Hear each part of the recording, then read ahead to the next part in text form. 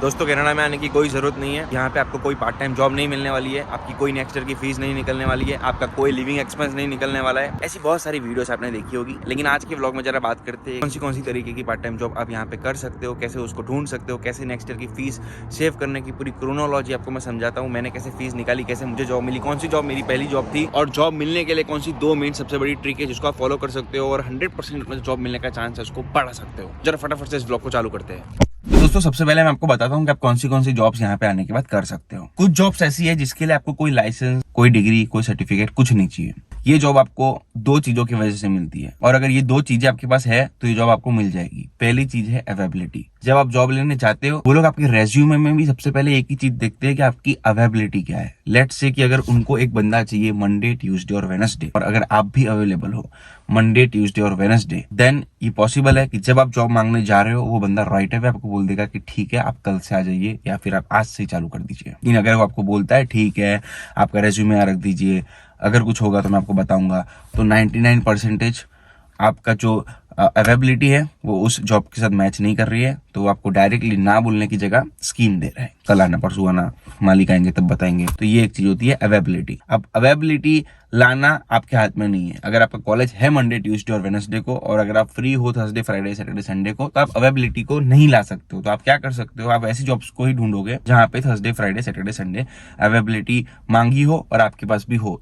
लेकिन जो दूसरी मेन चीज है जिसकी वजह से जॉब मिलती है वो होता है रेफरेंस। और रेफरेंस जब मैं बोलता हूं तो इसका मतलब ऐसा बिल्कुल भी नहीं है कि ऐसा ही कोई बंदा होना चाहिए जिसको आप बहुत पहले से जानते हो, जो कनाडा में होना चाहिए वो आपको रिफर करेगा, ऐसा कुछ नहीं है। रेफरेंस आप फटाफट से कनाडा में आने के बाद बना सकते हो। तो अगर आपके पास अवेलेबिलिटी है तो जॉब आपको मिलने की पॉसिबिलिटी है बहुत ज्यादा, और अगर आपके पास अवेलेबिलिटी प्लस रेफरेंस है तो भाई 100% है कि आपको वो जॉब मिलने ही वाली है। अब रेफरेंस किस तरीके से आप बना सकते हो, तो उसके लिए आपको मैं एग्जांपल दे सकता हूँ छोटा सा। जो मैंने जिस तरीके से रेफरेंस बनाया था, जब मैं कनाडा में आया था तो मुझे सबसे पहले जो जॉब मिली थी वो मिली थी फैक्ट्री में। तो वो मुझे कैसे मिली थी, मेरा एक दोस्त था जो फ्लाइट में मेरे साथ था, तो उससे मैंने बातें करी थी कि भाई तू कहाँ जा रहा है, मॉन्ट्रियल में जा रहा है, ठीक है मैं भी मॉन्ट्रियल में जा रहा हूँ। तो ऐसे चीट चैट करना मैंने चालू कर दिया था। तो हमारा ग्रुप बन गया था 3-4 लोगों का, और जब तक हम यहाँ पहुंचे थे तो एयरपोर्ट में हम लोग कम से कम 10-15 जनों का हमने ग्रुप बना लिया था। कहाँ जा रहे हो, मॉन्ट्रियल में। मैंने कहा डाउनटाउन जा रहा हूँ। एक का कॉलेज था सीजेप, एक का कॉलेज था लसाल, एक की कंकोडिया यूनिवर्सिटी थी। तो हम लोगों ने फटाफट से नंबर सबके एक्सचेंज कर लिए और उसके बाद फिर हमारा क्वारंटाइन चालू हुआ, क्योंकि मैं कोविड के टाइम पे आया था। तो हमारा क्वारंटाइन जब चालू हुआ तो 14 डेज तक हमने यही किया कि वो दोस्तों से बातें करी, इस एरिया के बारे में, मॉन्ट्रियल के बारे में जाना, फोन पे, कॉन्फ्रेंस कॉल पे, क्योंकि कुछ लोगों के दोस्त थे जो यहाँ पे बहुत पहले से थे, मेरे तो नहीं थे लेकिन उन लोगों के थे। तो उन लोगों से बात करी कंप्लीट, उनके दोस्तों के भी नंबर लिए, और फिर हमको मालूम पड़ा कि वहाँ पे एक एजेंसी है, जॉब एजेंसी, जो जॉब देती है फैक्ट्री में। सबसे इजी जॉब जो मिलती है वो फैक्ट्री में मिलती है, क्योंकि सबसे ज्यादा हार्डवर्क आपको फैक्ट्री में करना पड़ता है। मैंने कहा कोई बात नहीं, कर लेंगे, फटाफट जॉब चाहिए। तो मास्टर्स करके एजेंसी थी, वहाँ पे गए, वहाँ पे नाम लिखाया, और नाम लिखाने के बाद उन्होंने पूछा आप कौन से दिन अवेलेबल हो। हमने बोला ये दिन अवेलेबल हो। राइट अवे जिस दिन नाम लिखाने गए थे उसने उसी दिन बोल दिया कि ठीक है काम करो, सेफ्टी बूट्स आपके पास है। हमने कहा नहीं है जी। उसने कहा सेफ्टी बूट्स खरीद लीजिए, वॉलमार्ट से खरीद लीजिए, मैं खुद दे रहा हूँ, मुझसे खरीद लीजिए और आज ही आपकी सेफ्टी चालू। $90 आफ्टर टैक्स हमको मिलता था। तो हम लोगों ने फिर उस एजेंसी वाले से ही अपने सेफ्टी बूट्स खरीदे और फिर बियर फैक्ट्री में पहली शिफ्ट मारने गए। अब बियर फैक्ट्री की शिफ्ट का थोड़ा बहुत आपको बता सकता हूँ, समराइज कर सकता हूँ कि बहुत हार्ड शिफ्ट थी।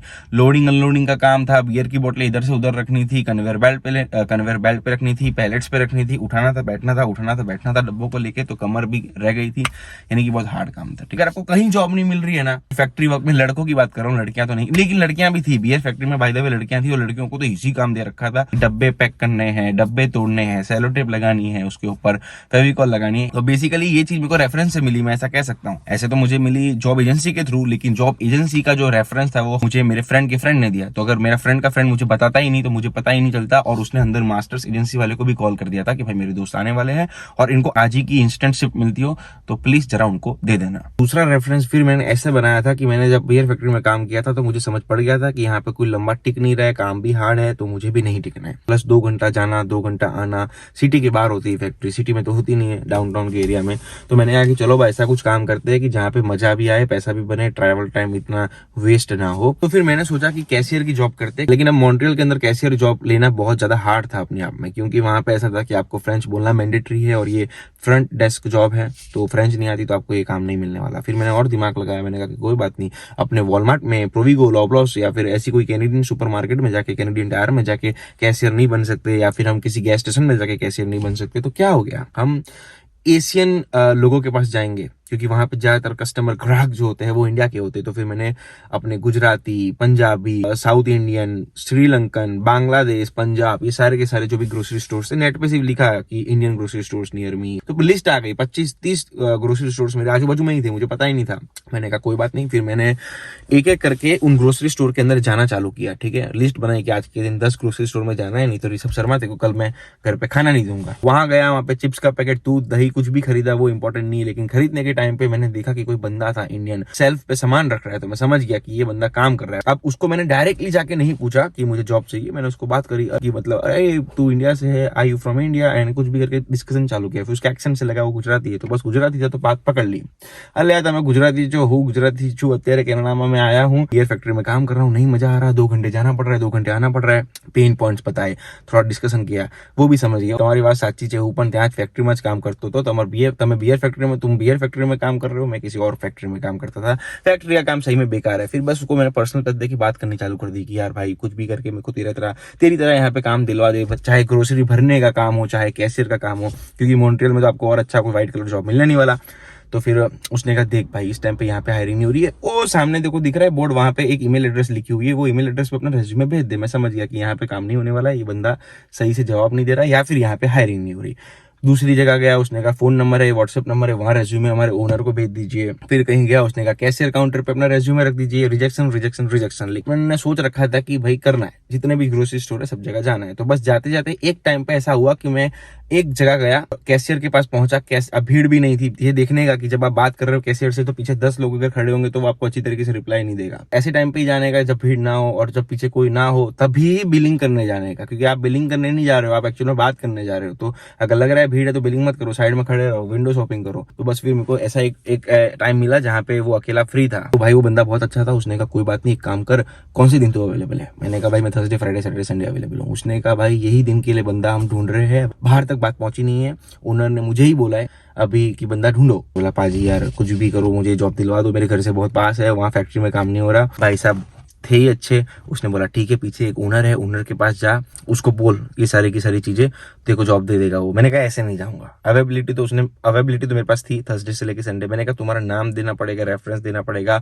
बोलना पड़ेगा कि मैं तुम्हारा छोटा भाई हूँ, बड़ा भाई हूँ, भाई का दोस्त हूँ, लेकिन कुछ भी करके रेफरेंस दो। उसने कहा ठीक है, मेरा नाम वाम ले ले, मैं भी बोलूंगा तेरे लिए। गया ओनर के पास, ओनर ने पूछा अवेबिलिटी बताओ। मैंने कहा sir Thursday, Friday, Saturday, Sunday available हूँ, और ये चीज मुझे पता है कि आप एक दिन के लिए हायर कर रहे हो, क्योंकि जो आपके साथ बंदा बैठा है वो मेरा फ्रेंड है, उसने मुझे पहले ही बोल दिया था, हमारा चाल चरित्र बहुत अच्छा है और हमको ये जॉब दे दीजिए। उसने कहा कोई बात नहीं, आप ट्रेनिंग के लिए आ सकते हो। मैंने कहा यस मैं आ सकता हूँ। उसने कहा ठीक है, 2 दिन की आपकी ट्रेनिंग होगी, लेकिन आई विल नॉट पे फॉर एनीथिंग। अब जनरली लोग क्या करते हैं, झगड़ा करने लग जाते हैं, वाई पे क्यों नहीं कर रहे हो, दूसरे लोग तो कर रहे हैं। अरे भाई तेल लेने गया, छोटा नुकसान हो रहा है पर लंबा फायदा हो रहा है। इंडियन लोग आपको पे नहीं करने वाले, ये चीज आपने रील्स में भी देखी है। ट्रेनिंग फ्री होती है, कभी कभार तो इंडियंस लोग अपनी जो सैलरी होती है वो भी काट लेते थे। तो ये सारी चीजें मुझे पता ही थी, लेकिन मुझे जॉब चाहिए थी। फैक्ट्री में काम कर करके मैं कंटाल गया था, थक गया था। मैंने कहा no problem sir, I can definitely come here, right. 2 दिन की ट्रेनिंग करी, अच्छी तरीके से बात करी। उसने बोला ओके आपको शिफ्ट मिल चुकी है, जितने आवर्स मांगे थे उतने आवर्स उसने मुझे दे भी दिए।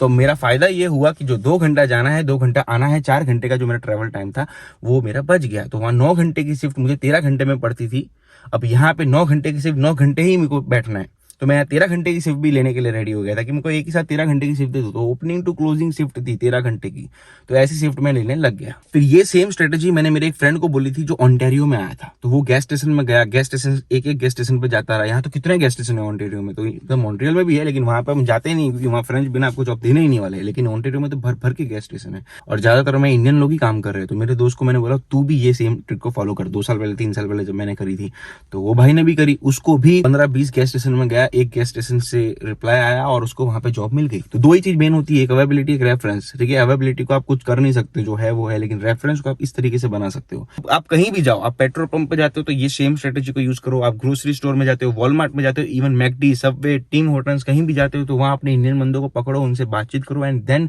You have to give your resume, then you have to tell them कि भाई मैं जॉब ढूंढ रहा हूँ। पहले बात करनी है, चिट चैट करना है, एक ट्रस्ट जीतना है, एक उसका फोन नंबर लेने तक का कन्वर्सेशन करना है। लड़के हो तो लड़की के पास मत चले जाना, ठीक है, लेकिन अगर लड़की हो तो लड़के के पास आप जॉब मांगने जा सकते हो। लड़कियों को तो बहुत फायदा है, ऐसी जॉब दे देते हैं लड़के लोग बेचारे। तो ये मेन मुद्दा था, कैसे जॉब लेना है, ये मेन फॉर्मूला था, ठीक है, वो आपको मैंने दिया है। अब कौन सी जॉब्स आप यहाँ पे कर सकते हो उसकी बात करते हैं। आप रेस्टोरेंट सेक्टर्स में काम कर सकते हो, जैसे कि team hotels, McD, Subway, plus अपने बहुत सारे इंडियन रेस्टोरेंट्स, वहां जाके आप काम कर सकते हो। अब इसका जो पे रेट होता है ये जनरली मिनिमम पे रेट होता है। दूसरा, फिर आप कैशियर का काम कर सकते हो, वॉलमार्ट है, प्रोविगो है, कैनेडियन टायर है, इंडियन ग्रोसरी स्टोर है, गैस स्टेशन है, यहाँ पे जाके आप कैशियर का काम कर सकते हो। इसको भी लेने के लिए कोई लाइसेंस की जरूरत नहीं है, अवेबिलिटी और रेफरेंस वाला सीन है। रेफरेंस ना हो, डायरेक्ट भी कभी पूछने जाओगे और अगर जॉब होगी तो वो बंदा आपको दे देगा। अब थोड़ी ऐसी जॉब्स की बात करते हैं जिसमें आपका जो पे रेट है थोड़ा बहुत ज़्यादा होगा। तो ज़्यादा में ऐसा होता है कि उसके लिए आपको लाइसेंस लेना पड़ेगा। लाइसेंस लेने का फ़ायदा ये है कि आप भीड़ से थोड़े अलग भी हो जाओगे, क्योंकि सबके पास 100 बंदे आएंगे तो 100 बंदों के पास लाइसेंस नहीं होगा, 20-30 के पास ही होगा, क्योंकि उसमें इन्वेस्टमेंट लगती है, टाइम लगता है, पढ़ाई लगती है। आप सिक्योरिटी का लाइसेंस ले सकते हो, बारटेंडर बन सकते हो, स्मार्ट सर्व का लाइसेंस ले सकते हो जिसमें आपको टिप्स भी मिलती है। अगर आपको ऊबर पैसेंजर करना है तो उसमें फिर आपको जी लाइसेंस लेना पड़ेगा, प्लस एक गाड़ी लेनी पड़ेगी। और अगर आपको ऊबर ईट्स की डिलीवरी करनी है तो आपको लाइसेंस लेना पड़ेगा, लेकिन आपको उसके लिए पुरानी गाड़ी भी होगी तो चलेगा, ठीक है। मेरे केस में मैंने ऊबर ईट्स किया था तो मैंने $2700 की गाड़ी ली थी, और मॉन्ट्रियल में तो ऑर्डर बहुत अच्छी तरीके से आते थे। आज का सीनेरियो मुझे इतना एग्जैक्टली पता नहीं है, लेकिन वो भी एक सीन है। अगर कहीं नहीं मिल रहा तो ऊबर करो, और ऐसा नहीं है कि गाड़ी लेके करो, चल के भी कर सकते हो, साइकिल पे भी कर सकते हो। तो घंटे के $30 बने कि $20 बने वो मुझे नहीं पता, लेकिन ऐसा तो होगा कि $40-50 तो बना के आओगे इनिशियली, जब कुछ नहीं है, ठीक है, खाना पीना तो निकल ही जाएगा उससे। इसके अलावा फॉकलिफ्ट का लाइसेंस ले सकते हो। जिस तरीके से मैं जनरल लेबर था फैक्ट्री में, ठीक है, तो कुछ भी लाइसेंस नहीं होता तो जनरल लेबर बनते हैं, लेकिन मेरा एक फ्रेंड वहाँ पे फॉकलिफ्ट का लाइसेंस उसने निकाल लिया था तो उसको फॉकलिफ्ट चलाने दे दिया था, तो उसमें पे रेट भी बढ़ता है। ऊबर में भी थोड़ा बहुत पे रेट बढ़ जाता है, फॉकलिफ्ट में भी बढ़ जाता है, सिक्योरिटी में भी शायद मार्केट से थोड़ा $1-8 ज़्यादा मिलता है या नहीं भी मिलता। तो सिक्योरिटी की जॉब अगर आपको मान लो रात के टाइम की मिलती है तो बहुत अच्छी है, बैठे ही रहना है। अगर आपको किसी बिल्डिंग के अंदर मिलती तो भी अच्छा है, बैठे ही रहना है। लेकिन हाँ, आपको मॉल के अंदर मिलती है, कोई ऐसी साइट पर मिलती है जहाँ पे लोगों का आना जाना चाल चलन बहुत ज़्यादा है, तो वहाँ पे दिमाग ख़राब होता है सिक्योरिटी की जॉब पे। लेकिन again you can really find a good job in security. मेरे एक दोस्त के पास है, बैठे बैठे असाइनमेंट्स करता है, बैठे बैठे यूट्यूब नेटफ्लिक्स पिक्चर देखता है, ठीक है। रात की उसकी साइट है, कंस्ट्रक्शन साइट है, दिन में काम होता है, रात को साइट बंद रहती है। तो साइट की सेफ्टी के लिए एक रूम बना रखा है, वो रूम में उसको बिठा रखा है, ठीक है। कुछ करना नहीं है, कोई आने नहीं वाला, बस जागते रहो वाला सीन है। कुछ भी हो तो कॉल करना है पुलिस को। इसके अलावा आप यहाँ पे अगर सेल्स वाली जॉब करना चाहते हो और अगर मॉन्ट्रियल के बाहर आ रहे हो तो वो भी आपको मिल सकती है। यहाँ पे OSL करके एक कंपनी है, वहाँ पे आप बेल करके जो हमारा फ़ोन प्लान होता है वो जाके घर घर जाके डोर टू डोर लोग बेचते हैं, ठीक है।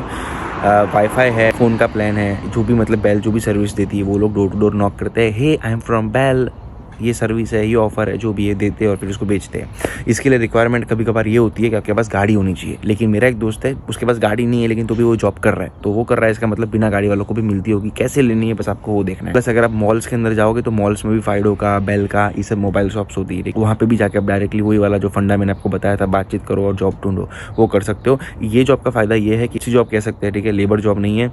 दूसरा, इसमें मिनिमम पे रेट तो आपको मिलेगा, प्लस अगर आप सेल करोगे तो हर एक सेल्स जॉब्स की तरह इसमें भी आपको एक कमीशन मिलेगा। प्लस फ्यूचर में ये आप रेज्यूमे में ये एक्सपीरियंस अगर डालते हो तो अच्छा है, काम में आएगा, ठीक है, सेल्स का या कस्टमर सर्विस का।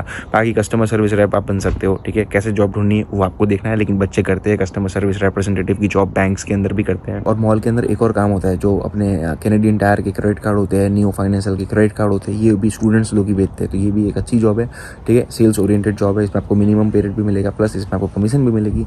ये जॉब लेने के लिए वही सीन है, मॉल के अंदर जाओगे तो कोई क्रेडिट कार्ड वाला आपको अप्रोच करेगा, तो उससे पहले सारी की सारी क्रेडिट कार्ड की इन्फॉर्मेशन ले लेने की, उसको दिखाने का कि हाँ आप तो क्रेडिट कार्ड लेने ही वाले हो, और फिर बातचीत में आइडिया से, तुक्के से, दिमाग से उससे बात करने की कि कैसे ये जॉब तेरे को मिली। भाई मेरे को भी लगवा दे क्रेडिट कार्ड, तो मैं आज ले लूँ, लेकिन मेरे को लगवा दे, समझ रहा है। तो दिल्ली वाले काफ़ी ये काम कर रहे होते हैं। बाकी फीस निकलती है कि नहीं निकलती, तो भाई मेरे केस में ऐसा था कि मैं आते ही कोई भी काम करने के लिए रेडी था, तो मुझे डे 1 पे वर्क मिल गया था, तो मेरे लिविंग एक्सपेंस तो निकलने लग गए थे। मैंने GIC को टच भी नहीं किया था, और नेक्स्ट ईयर की जो फीस थी वो भी मेरी निकल गई थी। तो उसके लिए मैंने एक स्ट्रेटेजी बनाई थी, जो मैं आपको भी फटाफट से बताता हूँ। बहुत सिंपल स्ट्रेटेजी है। साल में होते हैं 52 वीक्स, ठीक है। पहले ही दिन लेट से अगर आपको जॉब लग गई तो आप डिवाइड करो कि अगर आपको $15,000 की आपकी नेक्स्ट ईयर की अगर फीस है, जैसे मेरे केस में 15,000 थी फीस, तो उसका जो 50% है यानी कि 7,500 फर्स्ट से थर्ड सेमेस्टर की या फिर फर्स्ट सेमेस्टर की फीस नेक्स्ट ईयर की जो हम बोलते हैं वो हमें भरनी होती है। ठीक है, पूरे साल की तो इंडिया से भरनी होती है। तो मैंने डिवाइड कर लिया कि 7,500 डिवाइड बाई 52 वीक्स एक अमाउंट आई। मैंने कहा कुछ भी हो जाए ये अमाउंट हर हफ्ते सेव करनी है, फिर जो बचेगा ना उसको खर्च करना है। और उसमें एग्जैक्ट फॉर्मूला ये है, जब आप 8 महीने जॉब करते हो तो आप पार्ट टाइम जॉब कर सकते हो। ठीक है, फुल टाइम नहीं कर सकते हो, तो उसमें फिर कैलकुलेशन उस तरीके से करना है। और फिर 4 महीने जब आपको वैकेशन मिलता है तब आप फुल टाइम काम कर सकते हो। तो फिर फुल टाइम काम करोगे तो हर हफ्ते कितने पैसे सेव करने हैं, पार्ट टाइम जॉब करोगे तो हर हफ्ते कितने पैसे सेव करने हैं। तो आपको दिख जाएगा कि भाई अगर हर हफ्ते में 250, 300, 400 जो भी एक अमाउंट आएगी, अगर वो अमाउंट अगर आप सेव करोगे तो फिर डिसिप्लिन के साथ सेव करते रहोगे तो 52 वीक्स में आपकी सीधी बात है, कैलकुलेशन कर रखा है कि भाई 12 डिवाइड बाय 12, तो हर महीने ₹1 सेव करने, हर महीने ₹1 सेव करोगे तो 12 महीने में ₹12 होंगे। अब अगर बीच में डिसिप्लिन तोड़ोगे, अगर गर्लफ्रेंड्स के साथ घूमना चालू कर दोगे, बार में क्लब में जाके पार्टी सार्टी करना चालू कर दोगे, गाड़ी ले लोगे, तो ऐसी ना चाहती हुई लाइबिलिटी खरीद के ले आओगे, तो फिर उस सीन में आपका डिसिप्लिन टूटेगा तो फिर 12 महीने बाद आपके पैसे सेव नहीं होंगे। ठीक है, डे 1 से गोल बनाना है। निकलेगी, मेरी निकली थी तो मैं तो यही बोलूँगा कि निकली थी। अब किसी यूट्यूबर की या फिर किसी बंदे की नहीं निकली है तो फिर वो तो रोएगा कि नहीं निकली थी, तो वो उसकी गलती की है, वो क्यों नहीं निकाल पाया। अगर उसको जॉब नहीं मिली थी तो भाई बात सही है। लेकिन ऐसे बहुत सारे मैंने सीनरियोस देखे हैं, मेरे फ्रेंड्स के भी, जिन लोगों को जॉब भी मिली थी तो भी उनकी फीस नहीं निकली, बिकॉज मैनेजमेंट ही नहीं था। हर महीने खर्चा 2,000 की आमदनी, 2,000 का खर्चा, 1,200 मिल रहे, 1,200 जा रहे, आमदनी 98, खर्चा रुपया, तो ऐसे सीन में आपकी फीस नहीं निकलेगी। लास्ट में अगर कुछ सजेशन है तो बस मैं आपको यही दे सकता हूँ कि जितना हो सके नेगेटिविटी से दूर रहो। कोई अगर इस समय इंडिया में हो, कोई अगर आपको डरा रहा है कि भाई जॉब नहीं मिल रही है, ठीक है, तो जॉब नहीं मिल रही है तो जॉब कैसे ढूंढनी है इस बारे में सोचो। ठीक है, अगर लोग बोलते हैं कि नेक्स्ट ईयर की फीस नहीं निकलती तो नेक्स्ट ईयर की फीस कैसे निकलती है उस बारे में सोचो। ये मत सोचो कि ठीक है फीस नहीं निकल रही तो ठीक है अब क्या करेंगे, जॉब नहीं मिल रही ठीक है अब क्या करेंगे, ऐसा नहीं होता। कंप्लेनिंग एटीट्यूड से बाहर निकल के कंस्ट्रक्टिव एटीट्यूड की तरफ जाने का। जिनकी फीस निकली है उन लोगों से सलाह लेने की, क्योंकि उनकी निकली है। Let's say for an example कि अगर आपको गोल्ड की दुकान खोलनी है तो आप गोल्ड की दुकान जिसकी होगी उससे सलाह लोगे, कि किसी की भंगार की दुकान है उससे सलाह लोगे। तो जिसकी फीस निकली है उससे सलाह लेने की कि भाई तूने ऐसी कौन सी चीज़ करी, क्या किया जिससे तेरी फीस निकली। ठीक है, बिकॉज कंप्लेन करना बहुत ईजी है, लाइफ में हार मानना बहुत ईजी है, लेकिन अपनी लाइफ की रिस्पॉन्सिबिलिटी लेके आगे बढ़ना बहुत हार्ड है। तो वो काम करने का, क्योंकि हार्ड काम करने में मज़ा है, किक है। जब आप अपने घर वालों को बोलोगे मम्मी मुझे फीस नहीं चाहिए, बताओ आपको कितने पैसे चाहिए, मैं देता हूँ, भाई उसमें उनको भी प्राउड होगा। और फिर